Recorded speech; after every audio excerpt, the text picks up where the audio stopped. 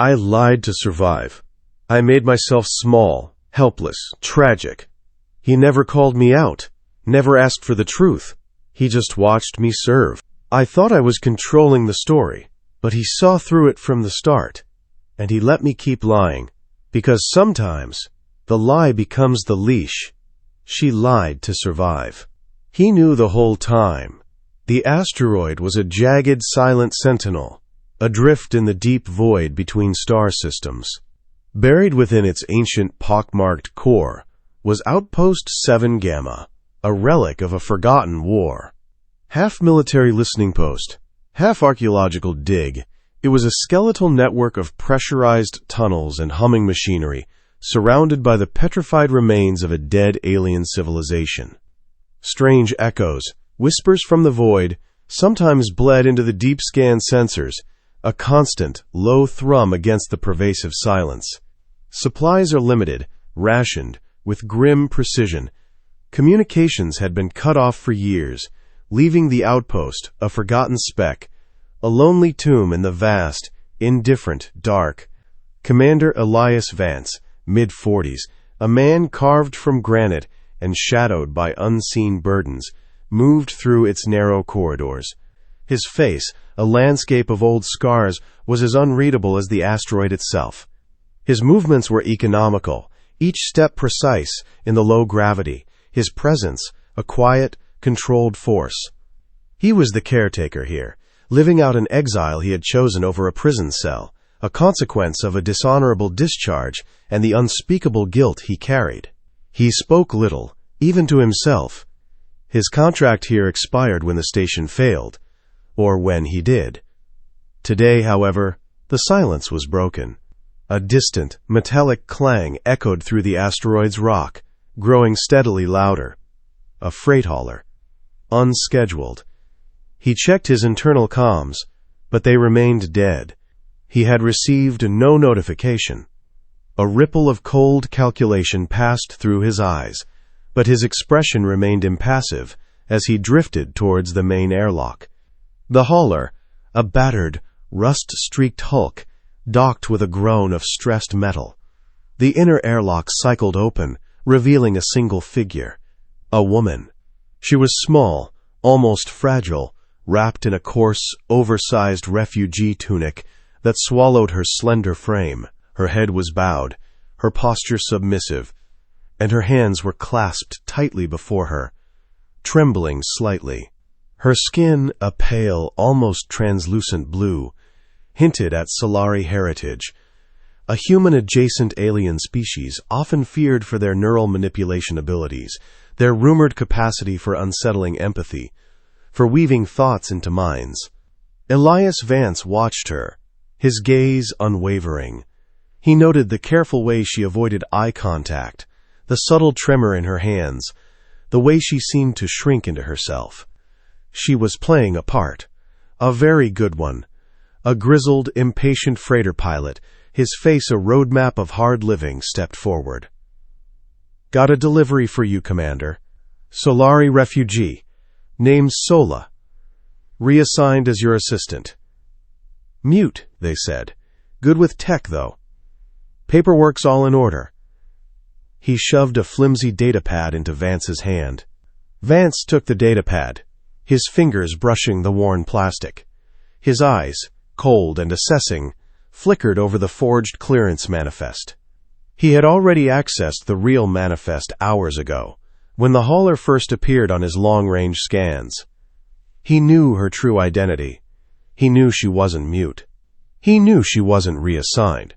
He knew she was a Solari hybrid, hunted across systems, and that every line on this flimsy datapad was a carefully constructed lie.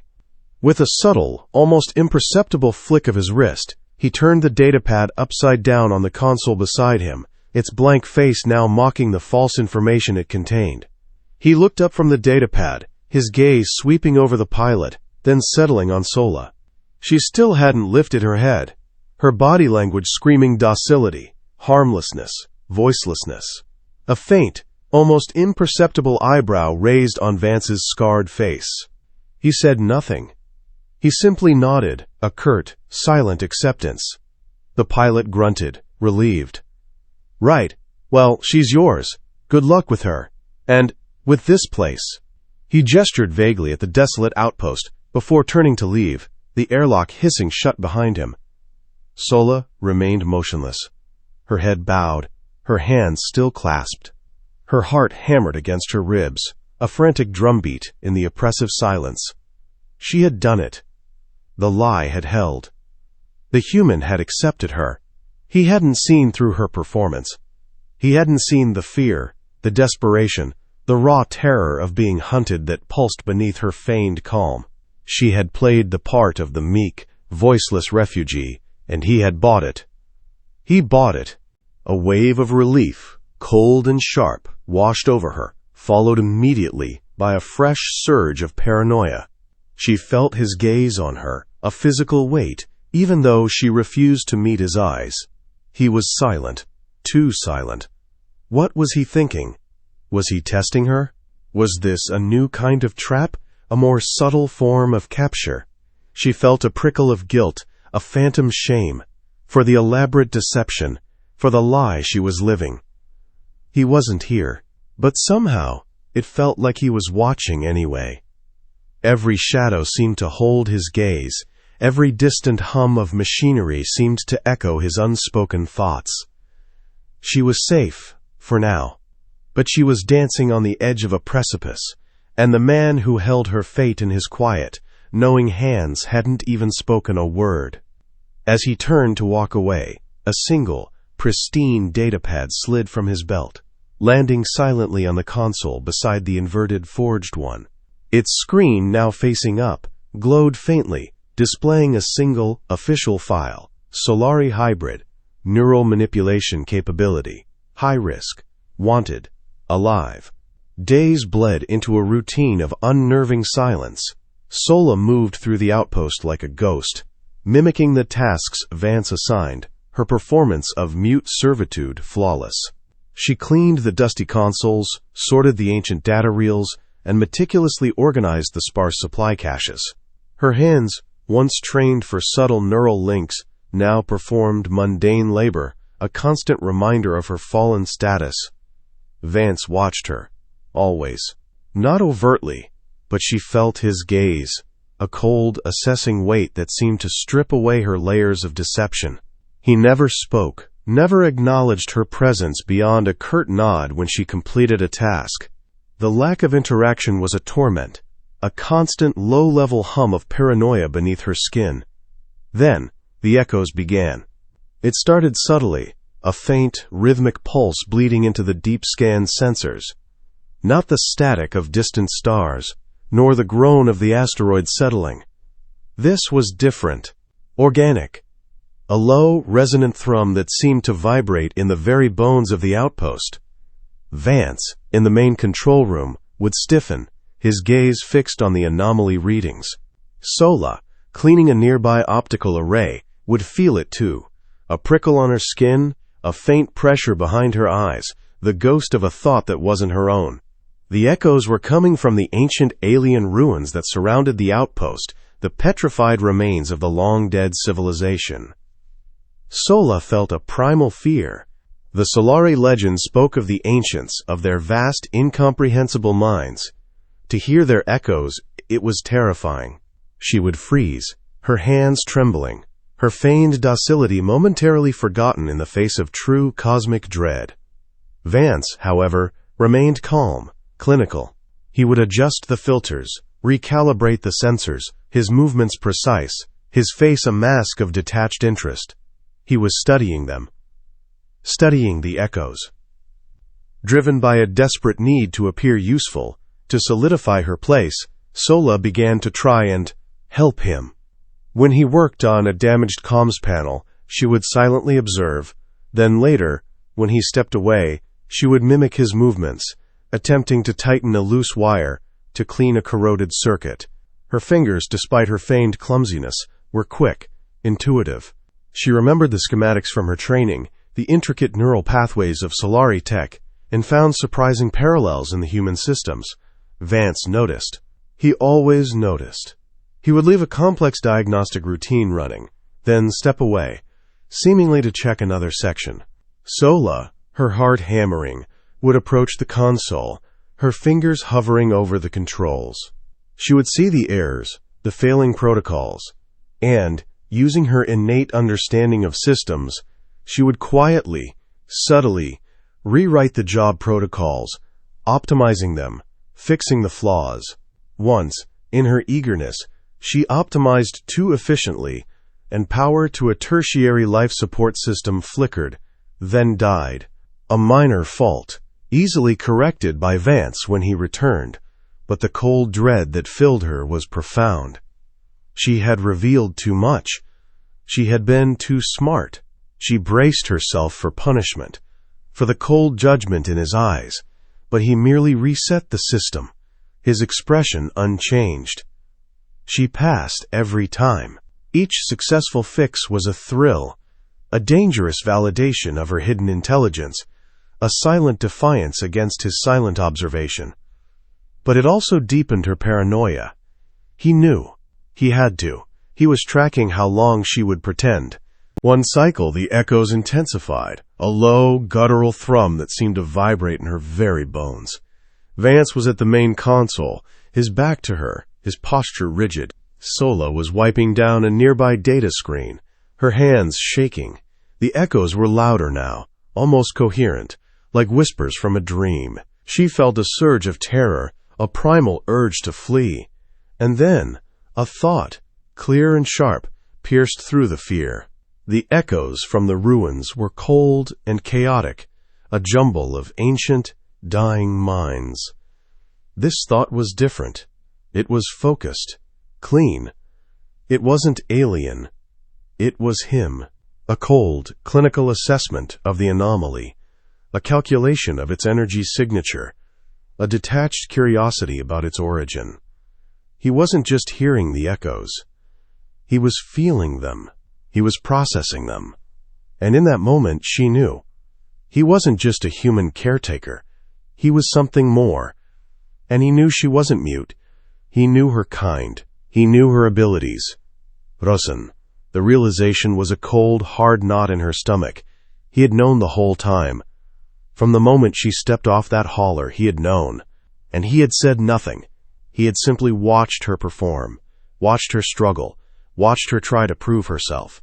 The game was far deeper, far crueler than she had ever imagined. And she was still playing it. Mute. Docile. Harmless. For now. But now, she knew who the real echo was. The echoes intensified.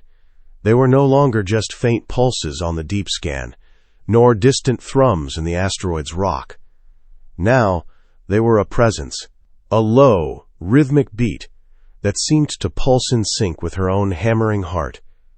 Or, perhaps with the silent, controlled movements of Elias Vance. Sola couldn't tell which, and the ambiguity was a torment.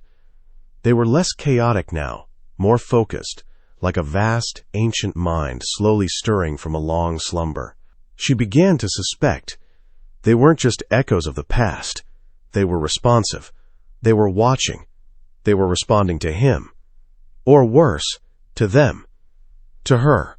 She felt like a specimen, observed not just by the silent human, but by the very walls of this alien tomb. The pressure of the lie, the constant performance, began to fray at her edges. Her feigned clumsiness became harder to maintain, her silent obedience a heavier burden.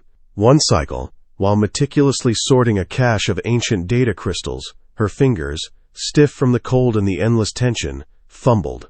A crystal slipped, clattering loudly against the metal shelving. A quiet grunt of frustration, a low, guttural sound in her native Solari tongue, escaped her lips before she could catch it. Sola froze, every muscle in her body locked. Vance was in the next room, just beyond the open archway, his back to her, hunched over a flickering console. She waited, breath held, for the inevitable. For the cold, knowing voice. For the accusation. For the end of the game. The silence stretched, thick and suffocating. He didn't move, he said nothing. Later that day she found it. A new, specialized, neural link tool. precisely the one she needed to repair a complex sensor array she'd been observing. It was left on her workbench, gleaming faintly in the dim light. She had no way to ask for it. He had simply known. It wasn't mercy. It was psychological gravity, pulling her deeper into his orbit, confirming his absolute knowledge of her abilities and her lie. Driven by a desperate, illogical need to understand, to find the source of his power, Sola wandered the outpost late that night. The station hummed around her, a low, constant thrum that felt like a living thing. Her magnetic boots clicked softly on the grated floors, the only sound in the vast, echoing silence. She found herself, inevitably, drawn back to the sealed room, deeper within his core module, the one she had never seen him enter. The one she had suspected was his quarters or a hidden control core. Mael. The hatch was open. Mael. Not forced, not broken, simply ajar, a sliver of darkness beckoning. No logs, no alerts. Just an invitation. A trap, she knew. A test. But she couldn't resist. She drifted inside, her heart hammering against her ribs. Mael. The room was not a living space. It was a chamber. At its center, a neural resonance chamber, clearly alien in design, pulsed with a faint, internal light. Its surface was smooth, unmarred by rust, humming with a low, steady energy. Around the walls, scribbled notes in multiple languages, including Solari ideographs, covered every available surface. They were frantic, desperate, theories and equations, observations and warnings. He was studying her kind, studying the echoes. And then, she saw it. A single audio log, glowing faintly on a small, portable console. She touched it, her fingers trembling. A woman's voice filled the small chamber, calm and haunted. "I saw it, Elias. I felt it inside you. The station didn't break you, you broke it." The voice paused, just long enough to breathe pain into the silence. "The last one thought she could reach you." Sola froze. "She tried to fix it. You watched her unravel, just like the station." The words were a physical blow. Sola stumbled back, her mind reeling. He broke it? The station? The outpost? The echoes? The woman's voice, filled with a chilling insight, spoke of a darkness within Vance, a power she had never conceived. She had thought him merely broken, exiled. But he was something else. Something far more dangerous. Mooey. The hatch behind her hissed, cycling shut with a soft, final click. She was trapped. Not physically, but psychologically. She had seen his secret. And he knew she had seen it. Mooey. Later, Vance said nothing. No accusation, no warning. He reset her console to factory defaults, wiping every line of code, every optimization, every signature she had left behind, as if she'd never touched it, as if she had never been there. Sola returned to the infirmary, her body trembling, her mind a maelstrom of rage and despair. She found a tertiary life support system, the one she had accidentally optimized too efficiently, and began to try and rebuild its protocols from scratch. Her fingers flew over the controls, but her mind was a jumble. The algorithms, once so intuitive, now seemed alien, mocking. She failed. Again and again. Rage built, hot and blinding. Rage at him for this cruel game. Rage at herself for playing into his hands. Ha! She screamed. Loud, full voice. The sound tore through the quiet hum of the station, raw and primal. A shriek of pure, unadulterated frustration and despair. "Talk to me," she shrieked, her voice echoing in the vast, empty corridors. "Damn you, talk to me." A long silence. The station hummed. The echoes from the ruins pulsed faintly. Then, Elias Vance appeared in the doorway of the infirmary. He stood there, a silent, imposing figure, his face unreadable. His gaze, cold and assessing, swept over her, taking in her trembling body, her disheveled state, the raw, exposed emotion on her face. "You're not mute," he said quietly, his voice a low, flat statement of fact. He paused, one bead of psychological cruelty hanging in the air. That was never the lie that mattered. Sola crumpled, not from guilt, not from fear, but from being seen. Fully. Finally. The lie, her last shield had shattered, and he had known the whole time. Veshena Kere. The invitation wasn't spoken. It didn't need to be. Vance merely stood in the infirmary doorway, waiting, his expression as unreadable as always. Behind him, the lights of the signal corps pulsed faintly, low and blue, a heartbeat buried in stone. The ancient alien core of the station, she knew, was always running, always passively absorbing stray neural emissions, echoes of thoughts from anyone within its reach. Sola followed, not because she was ordered, because she couldn't not. The pull was irresistible, a gravitational force drawing her towards the source of her torment, and this strange, terrifying truth. Her magnetic boots clicked softly on the grated floor, the only sound in the vast, echoing silence of the station. Each step was a surrender, a deeper plunge into the game he was playing.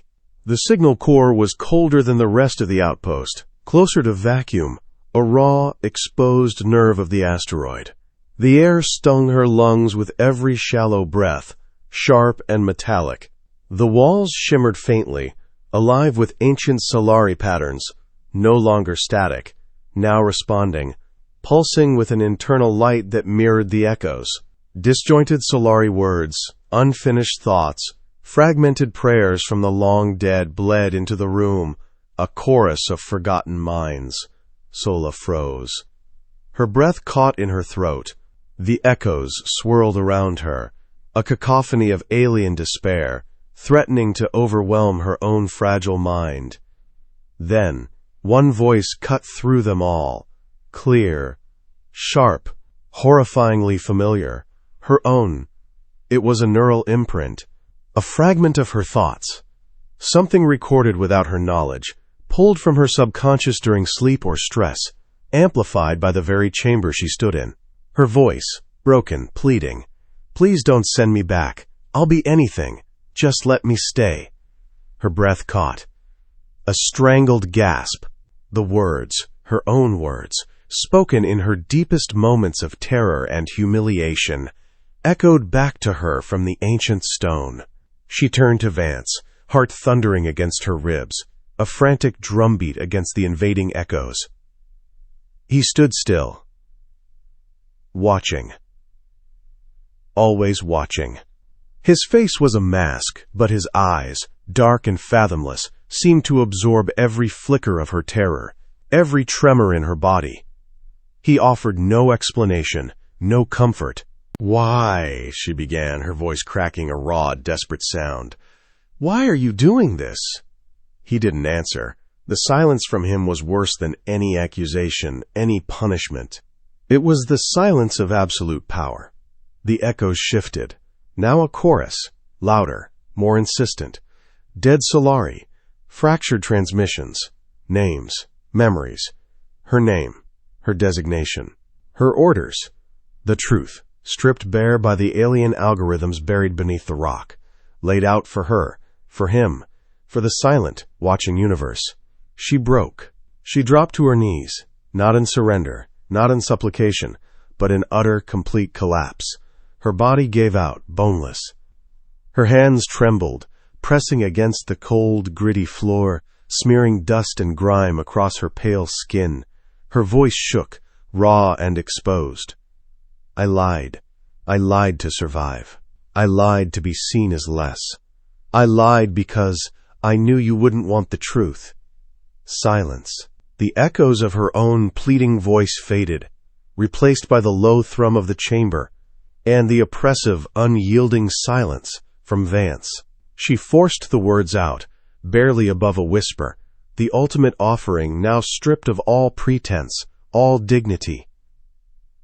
"Take it. If that's what this is about. My body. My thoughts. Whatever you want. Just don't erase me." He didn't move, didn't speak. The silence was worse than violence, worse than any physical pain. It was the silence of judgment, of absolute unwavering control. Then, finally his voice, low, controlled, devastating. Why lie to someone already hiding? It struck like a physical blow, ripping through her, tearing away the last shreds of her carefully constructed reality. She looked up at him, eyes wide, horrified, the full, crushing weight of his words descending upon her. Hakushigetai, he had never reported her, never restrained her, never interrogated her. Akushigetai. He was hiding too.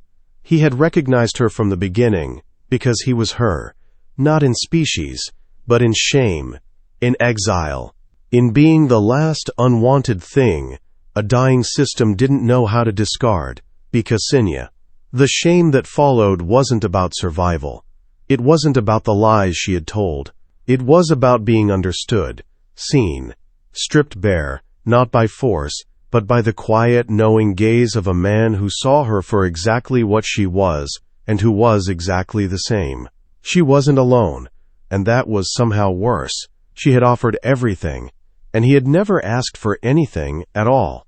The signal room was behind her, but its echoes resonated not just in the asteroid, but in the hollowed-out space where her identity used to be. He had said only one sentence, and now there was nothing left to say. Sola wandered the outpost, a ghost among ghosts. The lights of the station, once a flickering torment, now seemed to mock her with their steady, indifferent glow. The hum of machinery was a dull roar in her ears, a constant reminder of the life support she depended on, the system she could no longer pretend to fix. The echoes were quiet now, not gone, but watching, a pervasive, silent judgment from the ancient stone. The neural imprint chamber still hummed, a low, blue heartbeat buried in the rock, and she couldn't look at it. The whole station felt colder, not physically, existentially. She tried to resume her routine. She drifted to a console in the main operations bay, picking up a cleaning cloth. Her hands, once so precise, now trembled uncontrollably. She began to wipe away the dust, but her movements were jerky, inefficient. The cloth slipped, falling to the grated floor with a soft clatter. She stared at it, then at the dust that still clung to the console, a metaphor for the grime on her own soul. She couldn't finish. The work was meaningless now. The mask was gone. There was no need to pretend. There was no reward for being seen. Ooh. Later, she found herself in the galley, staring at the nutrient dispenser.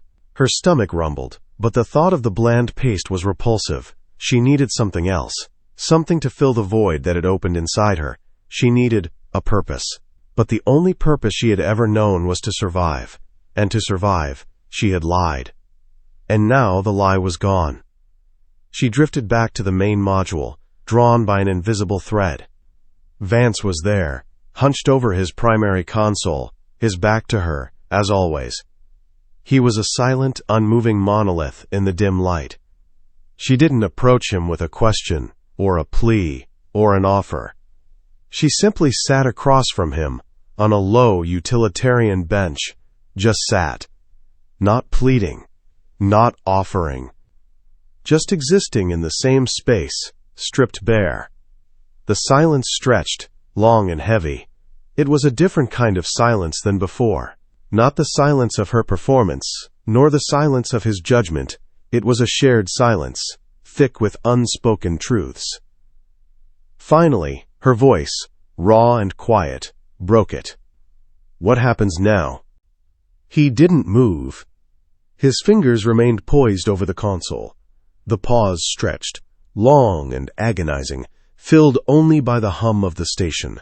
Then, his voice, low and flat, answered, "You stay, or you leave, if the station lets you." The words were a brutal freedom, a choice she no longer wanted. Power was no longer safety. It was loneliness. The vast, indifferent loneliness of the void.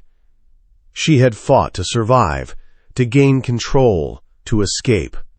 And now, he had given her control, and it felt like nothing but an empty, echoing chamber.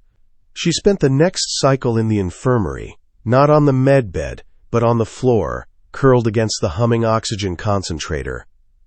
She didn't sleep. She didn't eat. She simply existed. Her mind replayed the words from the audio log, the woman's voice, Vance's voice, her own voice. The layers of deception, of self-deception, peeled away, leaving her raw. Then, she found it. Not by searching, but by accident.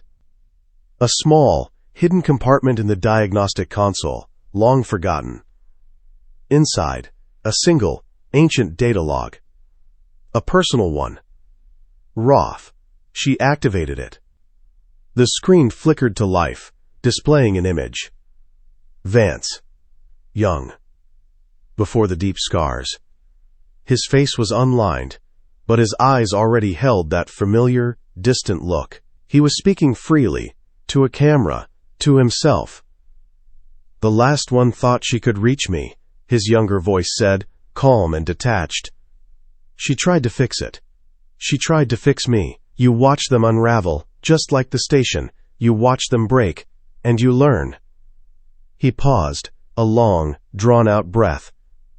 "I thought maybe this one would survive it. Not escape, not win, just survive." His gaze in the recording drifted, unfocused, as if looking into the vast emptiness of space. "The signal watches us. The dead speak through us. I don't know how much of me is still mine." Sola stared at the screen, her own reflection dull and faded in its surface. Almost gone. The words, his words, echoed in the chamber, a chilling prophecy. He hadn't trapped her here. He had simply waited. He was showing her what she would become. The shame that followed wasn't about survival. It wasn't about the lies she had told. It was about being understood, seen, stripped bare, not by force, but by the quiet, knowing gaze of a man who saw her for exactly what she was, and who was exactly the same. She wasn't alone. And that was somehow worse. She had offered everything, and he had never asked for anything at all. She drifted back to the main console, the one he always used. She sat in his chair, the worn fabric cool against her skin. Her reflection in the screen was dull, faded, almost gone, replaced by the flickering data streams of the station's dying heart. He walked by. Didn't stop, didn't acknowledge her. She didn't speak. She had no words left. Just the silence. His silence. Her silence. The station's poshigant. She had lied to survive. Now, silence was survival.